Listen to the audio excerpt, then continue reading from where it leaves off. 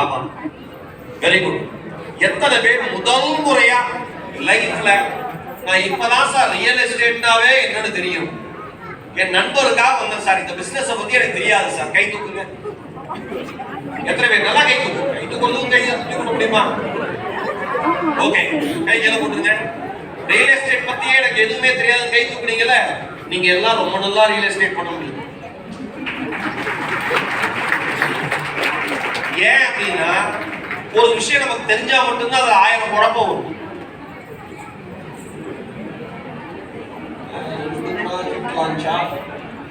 ரெண்டு ப்ராஜெக்ட் எப்படி பண்றது, நீ ஒண்ணு பண்ணு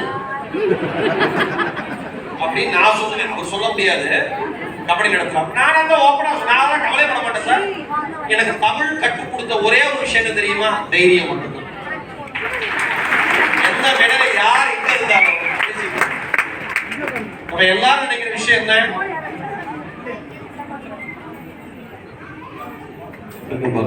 செக் ஆஹா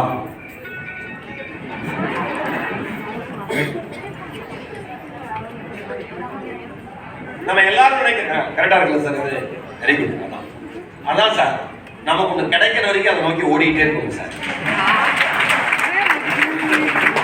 நிறைய பேர் என்ன பண்ணுவோம்னா, கிடைச்சதே நல்லது நினைச்சா அங்கேயே நின்றுவோம். நகரணும், நகர்த்தணும். நம்ம ஊர்ல பெரிய பிரச்சனையே நகர்றது இல்ல, நகர்த்துறது இல்ல. ஆனா கேளுங்க, ஆகணும், திருச்சி வடைக்கு வாங்கணும், bus stand, central bus stand ஒரு ஹோட்டலை போடணும், சத்திரம் பஸ் ஸ்டாண்ட்ல அதை பண்ணணும், இதை பண்ணணும்.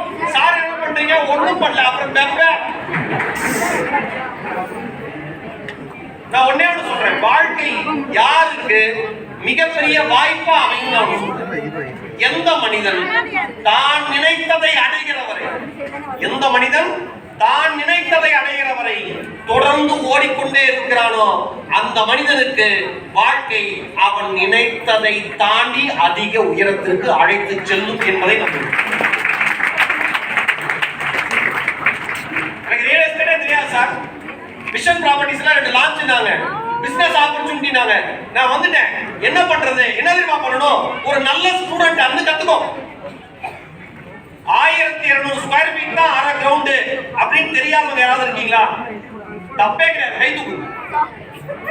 சூப்பர், நீங்க இன்னும் சீக்கிரம் ஜெயிச்சிடலாம். தொல்லே இல்ல, குழப்பமே கிடையாது. எனக்கு அரை கிரவுண்ட்னா என்ன தெரியாது சார். ஐயோ ராசா, நீ தாண்டா நிறைய சம்பாதிக்க போற. தெரிஞ்சவங்களுக்கு என்ன பிரச்சனை? இது ஓகே ஆகுமா, என்ன பண்ணலாம்னு தெரியலையே, நான் இங்கே போய் ஒர்க் பண்ணலாமா இல்ல அங்க போய் ஒர்க் பண்ணலாமா? முதல்ல ஒர்க் பண்ணு. நீ இங்க போறியா அங்க போறியான்னு வேலை ஒண்ணு சார். வேலை செய்யறதுக்கு நாம தயாரா இருந்தா வேலை எங்க செய்யணும், வேலையே நம்மளை இழுத்துட்டு போயிடும். வேலை செய்ய நாம தயாரா இருந்தா வேலையை எங்க செய்யணும், வேலையை நம்மள இழுத்துட்டு போயிடும். வேலை செய்யவே நம்ம தயாரா இல்லை, அப்புறம் எப்படி சம்பாதிக்க முடியும்? இப்போ அந்த கமிஷன் சொன்னாரு, ஓ 1 கிரவுண்ட் தான் இவ்வளோ, 2 கிரவுண்ட் தான் இவ்வளோ, அதெல்லாம் மறந்துடுங்க. நான் ஒன்னே ஒன்று சொல்லவா, ஒரு நல்ல சேல்ஸ்மேன், ஒரு பெஸ்ட் மார்க்கெட்டிங் பர்சனுக்கு ஏது தெரியுமா அடையாளம்? சம்பளத்துக்காக கமிஷனுக்காக ஓடுறவங்க என்னைக்குமே ஒரு பெஸ்ட் சேல்ஸ்மேனா இருக்க முடியாது. ஒரு பொருளை விற்றே தீர வேண்டும் என்கிற வெறி யாருக்கு இருக்கிறதோ அவங்க தான் வாழ்க்கையில பெஸ்ட் சேல்ஸ்மேனா மாறணும். நல்லா படிக்கணும் சார், மார்க் தானா வரும் சார். கரெக்டா?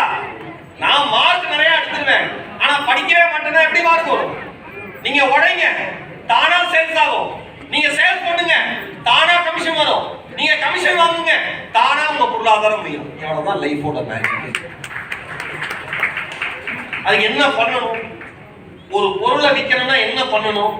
முதல்ல அந்த பொருளை பற்றி தெரிஞ்சுக்கணும். கரெக்டா?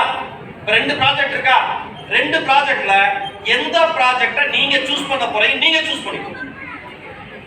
கூட்டிட்டு கைட் பண்ணுவாங்கல்ல, அந்த ப்ராஜெக்ட்ல இறங்குங்க.